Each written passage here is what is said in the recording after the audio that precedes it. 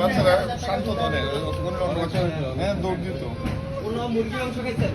আমি খাইছি, কেটে দিলাম, মাথা করে খাইছি, এই সেই দেখেন দৌড় দিতে বলে না